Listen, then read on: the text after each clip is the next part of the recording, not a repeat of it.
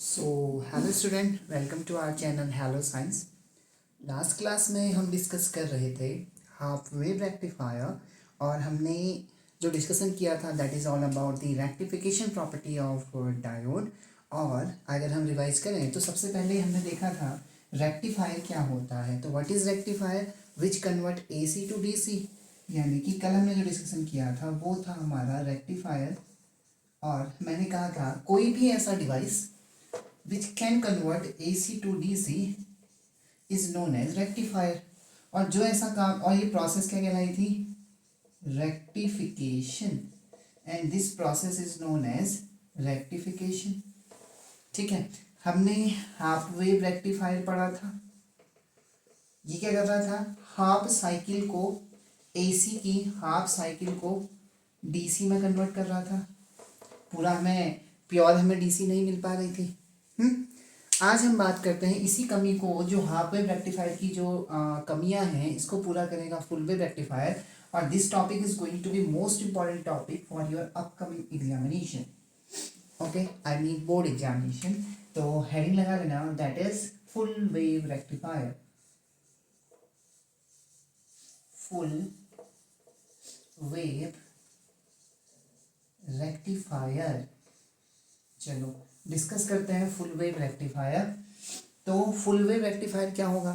A device which can convert the complete cycle of AC into DC is known as full wave rectifier.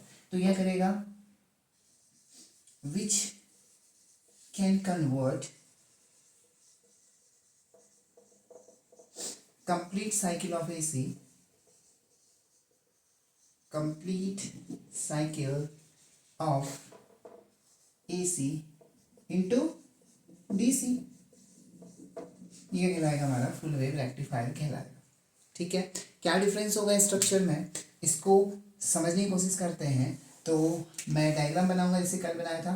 कौन सा transformer use करा था? हमने transformer use किया था half wave, sorry मतलब step down transformer. तो यहाँ से हमारी क्या जाएगी? अल्टरनेटिव करंट जाएगी।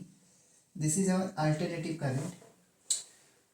यहाँ पर हमने बना दिया ट्रांसफार्मर। मैं बना रहा हूँ स्टेप डाउन ट्रांसफार्मर क्योंकि मुझे वोल्टेज कम चाहिए। तो यहाँ पर number of turns primary coil में कम रखोगे, सॉरी ज़्यादा रखोगे, और दूसरी वाले में नंबर ऑफ टर्न्स क्या रखोगे? कम रखोगे। तो ये बन गया मेरा स्टेप डाउन ट्रांसफार्मर। अगर याद हो तो हमने हाफ वेव रेक्टिफायर में एक डायोड यूज़ किया था। यहाँ पर हम दो डायोड का यूज़ करेंगे। पहला डायोड D1 ये हो गया, दूसरा डायोड D2 हमारा ये हो गया। This is diode D1 and this is diode D2। इसको अब देखो डिफरेंस क्या होगा। हमने यहाँ पर जो ट्रांसफार्मर को हमने यूज़ करना है वो ट्रांसफार्मर सेंटर टेप ट्रांसफार्मर कहलाएगा। सेंटर टेप ट्रांसफार्मर का मतलब होता है, नॉर्मल ट्रांसफार्मर में दो आउटपुट होते हैं, सेंटर टेप ट्रांसफार्मर में एक वायर बीच से भी जाती है, मतलब इसके पास तीन वायर होंगे। तो हमने कौन सा ट्रांसफार्मर यूज़ करना है? सेंटर टेप ट्रांसफार्मर का हमने यूज़ करना है। तो इसका नाम मैं यहाँ पर लिख दूंगा सेंटर टेप ट्रांसफार्मर। यानी कि तीन वायर है। देखो आउटपुट यहाँ से भी मिल सकता है, यहाँ से भी मिल सकता है, और यहाँ से भी मिल सकता है। तो अब देखना होगा क्या इससे। एक डायोड D1 है, एक डायोड D2 है, मुझे आउटपुट चाहिए। तो मैं लोड को बीच में लगा दूं, क्या अच्छा लगेगा? यहाँ पे दिस इज अवर लोड जो मुझे आउटपुट चाहिए, और मैंने इन सबको यहाँ पर ऐसे कनेक्ट कर लिया। ठीक है, देखना होगा क्या। ये डायग्राम को बहुत ध्यान से समझना। ये यहाँ पर हमारा क्या है? लोड है, यानी कि मेरा आउटपुट है। What is this? This is our output.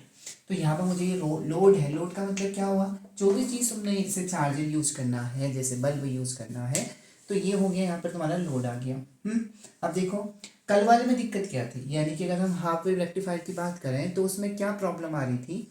Problem ये आ रही थी कि जिसमें अल्टरनेटिव करंट का ना एक साइकिल में तो कंडक्ट कर रहा था, एक साइकिल में कंडक्ट नहीं कर रहा था। ऐसा इसलिए हो रहा था कि जब एक साइकिल चल रही थी, पॉजिटिव साइकिल चल रही थी, तो D1 ऊपर वाला डायोड कंडक्ट कर रहा था, तो कोई बात नहीं, हमें आउटपुट मिल रहा था।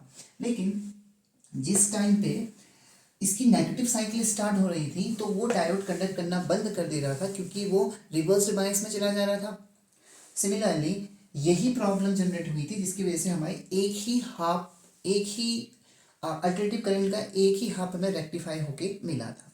यहाँ पर इसी प्रॉब्लम को दूर करते हैं, देखते हैं इसकी वर्किंग कैसे होगी। तो सबसे पहले अगर ये बहुत इम्पॉर्टेंट टॉपिक है, मोस्ट इम्पॉर्टेंट टॉपिक है, सुनना।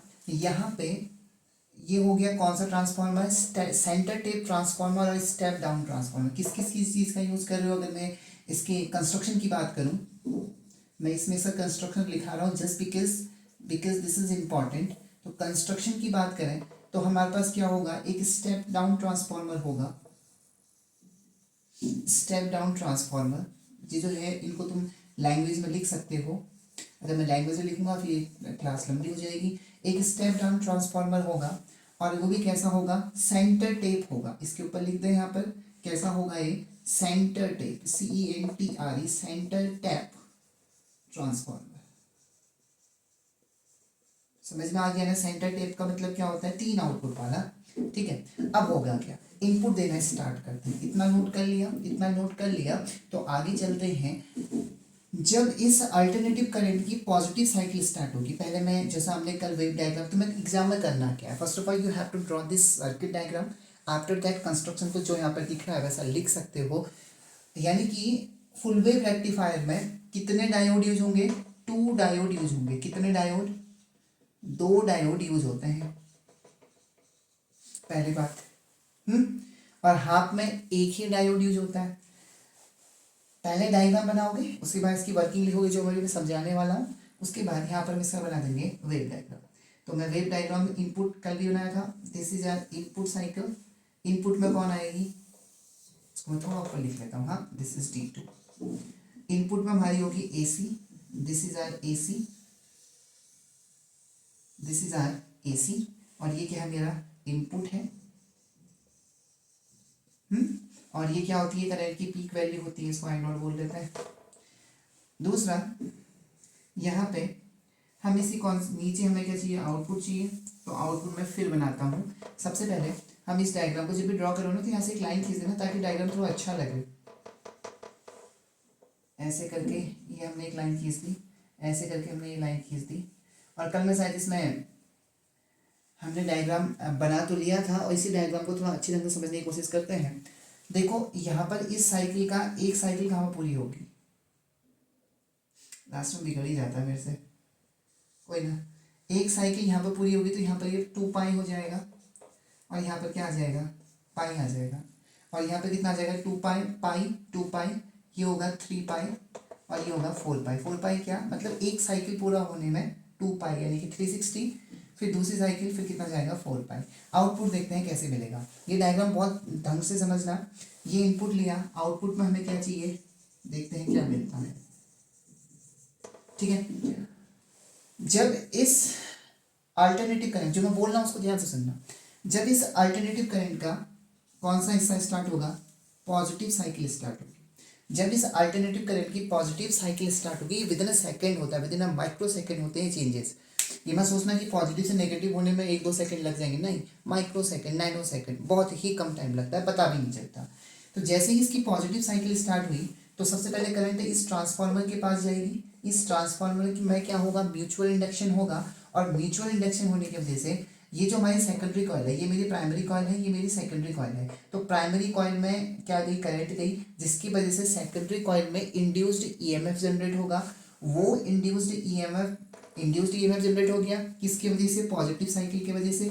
EMF जनरेट हुआ है तो एक साइड प्लस हो जाएगा, एक साइड क्या हो जाएगा, माइनस हो जाएगा। तो जैसे ही इसको प्लस मिला, ऊपर वाले डायोड को मान लेते हैं क्या मिला, प्लस। नीचे वाला भी प्लस हो सकता है, कोई फर्क नहीं पड़ता। मैं मान के चल रहा हूँ कि ऊपर वाले को क्या मिला, प्लस, क्योंकि वायर है, वायर में ये भी प्लस आ सकता है, ये भी माइनस आ सकता है। ये प्लस माइनस क्या है, जो इसके पॉजिटिव साइकिल से जो यहाँ पर इंड्यूस्ड EMF जनरेट हुआ है उस पर तो EMF है तो प्लस माइनस होगा। मान लेते हैं ऊपर वाले को प्लस मिला और नीचे वाले को क्या मिला, माइनस मिला। जब D1 डायोड को प्लस मिलेगा तो ये फर्स्ट में क्या हो जाएगा, फॉरवर्ड बाइस हो जाएगा। अगर ये फॉरवर्ड बाइस हो जाएगा तो ये कंडक्ट करेगा ना, जब ये फॉरवर्ड बाइस होगा तो ये कंडक्ट करना स्टार्ट करेगा। तो यहाँ से करंट जाएगी। अब देखो, इसको तो नेगेटिव मिला है सर जी, इसको नेगेटिव मिला है तो कोई बात नहीं, ये कंडक्ट स्टार्टिंग में फर्स्ट फेज में ये कंडक्ट नहीं करेगा, ये वाला कंडक्ट करेगा, और जैसे ही ये कंडक्ट करेगा तो यहाँ से करंट को सप्लाई करेगा, क्योंकि हमने पढ़ा है फॉरवर्ड बाइस में डायोड कंडक्ट करता है, रिवर्स्ड बाइस में कंडक्ट नहीं करता। तो यहाँ पर पी को क्या मिला, नेगेटिव मिला, ये पी साइड होती है, ये एन साइड होती है, पी को क्या मिला, नेगेटिव मिला, तो ये रिवर्स्ड बाइस हो गया, तो ये कंडक्ट नहीं करेगा, लेकिन ये कंडक्ट करेगा। देखो फिर यहाँ से कंडक्ट करा, अब इसको दूसरा वायर भी तो चाहिए, यहाँ से तो हमेशा ही इलेक्ट्रिसिटी फ्लो हो रही है, तो ये सर्किट यहाँ से कंप्लीट हो जाएगा। देखो यहाँ से इसने कंडक्ट करा, इसने अपने आप को यहाँ से कंप्लीट कर लिया, तो सर्किट क्या हो गया, क्लोज हो गया, और सर्किट क्लोज हो गया तो मुझे आउटपुट मिला क्या नहीं मिला, हाँ सर मुझे आउटपुट मिल गया। यहाँ ऊपर वाले ने कंडक्ट करा, यहाँ से एक वायर था ही, तो सर्किट क्या हो गया, क्लोज हो गया, तो ये इसकी पॉजिटिव साइकिल में इसने कंडक्ट करा, तो ये मुझे आउटपुट मिल गया। ठीक है, ये मुझे क्या मिल गया, आउटपुट मिल गया। ठीक है, आगे चलते हैं। जब इसकी कौन सी साइकिल स्टार्ट होगी, नेगेटिव साइकिल स्टार्ट होगी, तो नेगेटिव साइकिल स्टार्ट होते ही फिर से क्या होगा, प्राइमरी सेकेंडरी कॉइल में म्यूचुअल इंडक्शन होगा, जिसकी वजह से इंड्यूस्ड ईएमएफ जनरेट होगी। जब पॉजिटिव साइकिल थी तो इंड्यूस्ड ईएमएफ को हमने माना कि ऊपर प्लस हुआ था, नीचे माइनस हुआ था, तो ऑब्वियस सी बात है जब दूसरी साइकिल नेगेटिव साइकिल स्टार्ट होगी तब भी म्यूचुअल इंडक्शन होगा, तब भी इंड्यूस्ड ईएमएफ जनरेट होगा, जिसकी वजह से अब ऊपर वाले को क्या मिल जाएगा, माइनस मिल जाएगा, और नीचे वाले को क्या मिल जाएगा, प्लस मिल जाएगा। तो अब ऊपर वाला किस में चले जाएगा, रिवर्स्ड बाइस में चले जाएगा, तो दूसरे वाले फेज में ये कंडक्ट नहीं करेगा। कौन सा कंडक्ट करेगा, नीचे वाला कंडक्ट करेगा, तो करंट यहाँ से बहना स्टार्ट होगी, और ये जाके यहाँ से अपने सर्किट को क्या कर लेगी, कंप्लीट कर लेगी। तो नेगेटिव साइकिल में भी इसने हमने क्या दे दिया, इसने हमें आउटपुट दे दिया। फिर सेम ही फेज है, ये प्लस में तो उसने कंडक्ट करना ही है, ये प्लस आया फिर से कंडक्ट होगा, नेगेटिव में भी इसने कंडक्ट करना ही है। तो देखो हमें एक कंप्लीट डीसी मिल गई। जो हम हाफ वेव रेक्टिफायर में हमने देखा था कि ये वाला पोर्शन स्किप था, एक पोर्शन स्किप था, लेकिन फुल वेव रेक्टिफायर में with the help of two diode we can get the complete DC. तो ये है तुम्हारा पूरा फुल वेव रेक्टिफायर। ठीक है, अब लोगों को दिक्कत हो रही होगी सर हम इसमें वर्किंग में लिखेंगे क्या। First of all you have to make this diagram, बना लोगे। आफ्टर उसके नीचे ये तुम इसका वेव डायग्राम बना लोगे। वेव डायग्राम ये क्या है, तुम्हारी डीसी है, आउटपुट में क्या मिली तुम्हें, डीसी मिल गई। ठीक है, इसके बाद जैसे तुम वेव डायग्राम बना लोगे उसके बाद इतना तो लिख ही सकते हो ना, full wave rectifier is a device which convert the complete cycle of AC into DC. Channel number 3 या 4 नंबर का क्वेश्चन होगा, 3 नंबर का क्वेश्चन होगा, और साथ में कोई न्यूमेरिकल हो सकता है, या हो सकता है हाफ वेव रेक्टिफायर को डिफाइन करने को पूछे। ठीक है, इसके बाद कंस्ट्रक्शन लिख सकते हो, यानी कि टू डायोड्स आर देयर, और सेंटर टेप ट्रांसफार्मर यूज़ किया जाता है, जिसका कनेक्शन हम अल्टरनेटिव करंट से कर लेते हैं। अब उसके बाद वर्किंग में क्या लिखोगे, वर्किंग में कैसे स्टार्ट करोगे कि स्टार्ट करोगे on the positive duration of alternative current let क्यों लिखा, मान लिया ऊपर वाले को क्या मिला, प्लस मिला, तो D1 diode will conduct and output will received at load resistance, तो हमें आउटपुट मिल जाएगा। फिर जब नेगेटिव साइकिल स्टार्ट होगी देन D2 विल कंडक्ट, एक बार D1 कंडक्ट करेगा, एक बार D2 कंडक्ट करेगा। अब ये मत सोचना सर आप प्लस में क्या D1 ही कंडक्ट करेगा, नहीं, D2 भी कंडक्ट कर सकता है, तो एक ही करेगा, एक टाइम में एक ही कंडक्ट करेगा। तो इस तरीके से तुम इसको पूरा ही एक्सप्लेन कर सकते हो, and you can easily get how much marks, 3 marks. Number इसका है, हाँ ये डायग्राम गलत नहीं होना चाहिए, इसका 1 नंबर, इसका 1 नंबर, 2 नंबर हो गया, 1 नंबर यहाँ से मिल जाएगा, जो गफ लिखोगे that is 3 number completed with in a minute. इससे ये चीज़ शायद कुछ हो नहीं सकता, तो स्क्रीनशॉट ले लो या इसको नोट कर लो।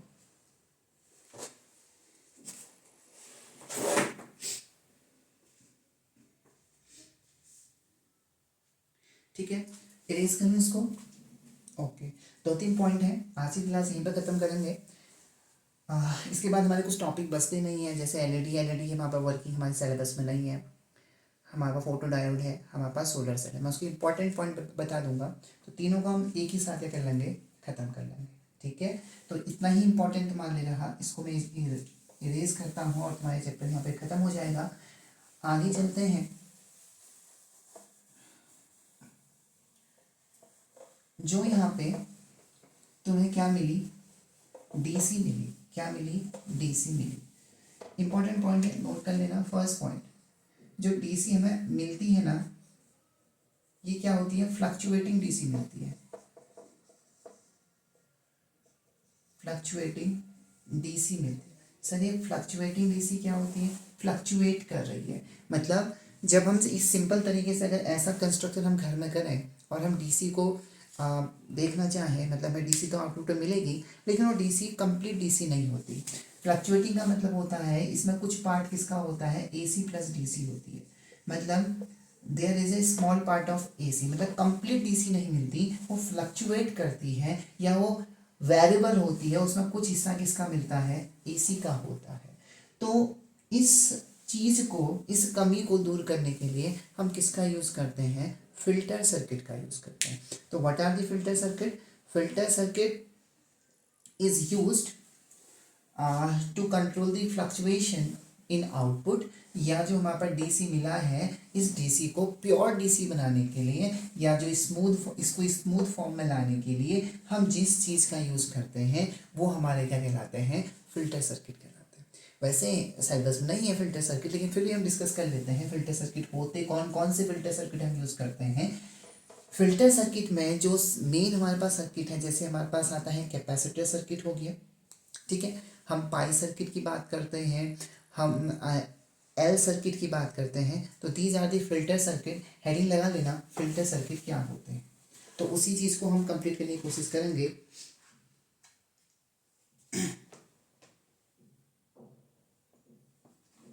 ठीक है, तो बस याद कर लेना what are the filter circuit, filter circuit क्यों यूज किए जाते हैं, टू कंट्रोल द फ्लक्चुएशन,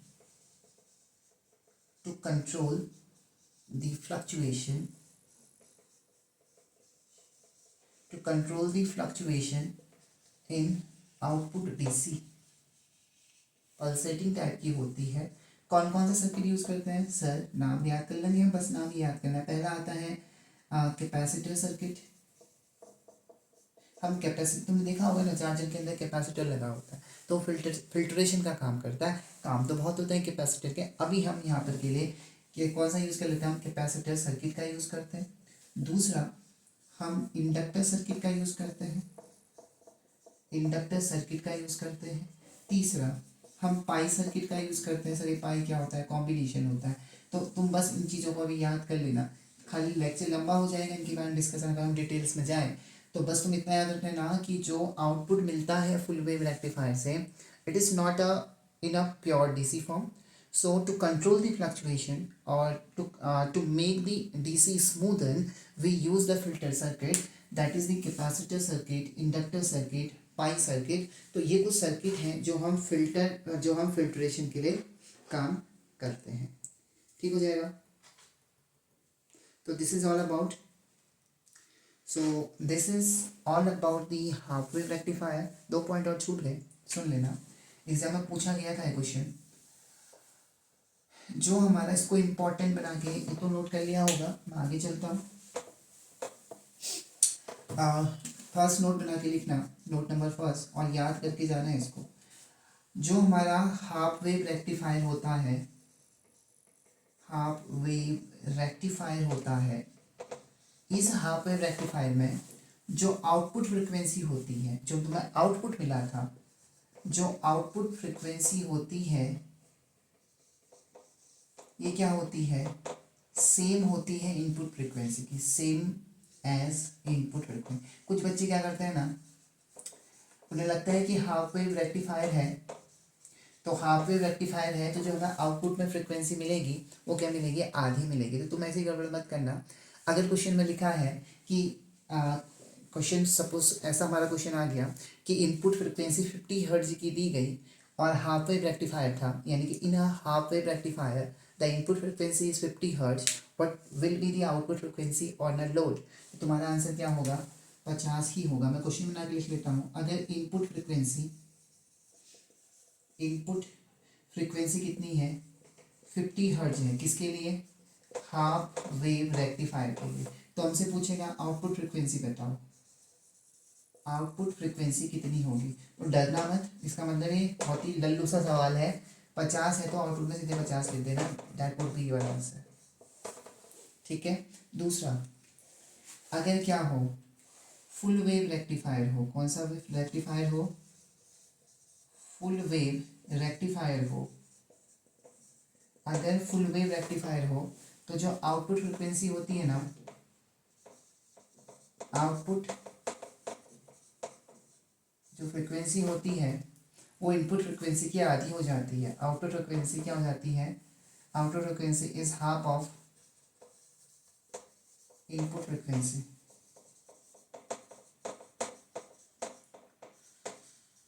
इसको नोट कर लेना।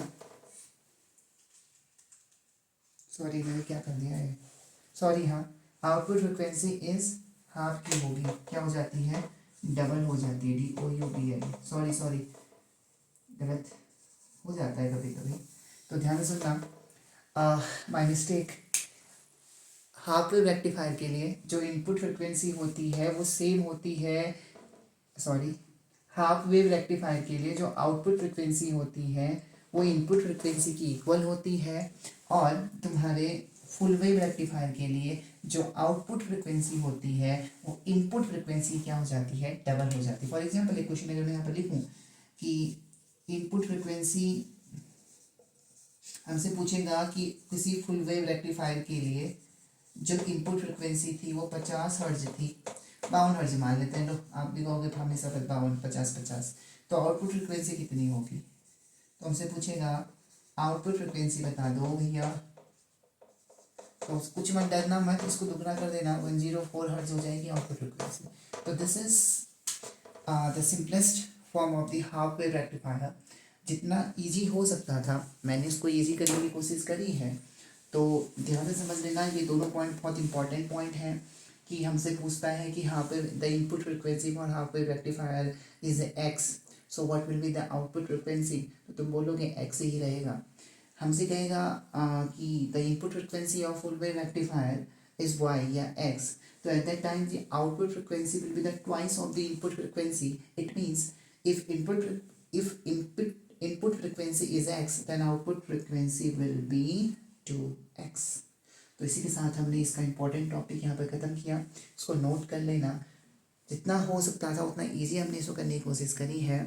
तो इसका एक लास्ट टॉपिक बच गया जिसमें हमने एलईडी पढ़ना है, फोटो डायोड और सोलर सेल, उनके बारे में कुछ पढ़ना नहीं है, वो 5-10 मिनट में हम ख़त्म कर लेंगे कि एलईडी हमेशा फॉरवर्ड बायस में यूज़ की जाती है, फोटो डायोड रिवर्स बायस में यूज़ किया जाता है। एक क्वेश्चन बनता है कि why photo diode is used in reverse bias, उसका एक्सप्लेनेशन भी हम देंगे नेक्स्ट वीडियो में। हमारे चैप्टर पूरी तरीके से खत्म हो जाएगा।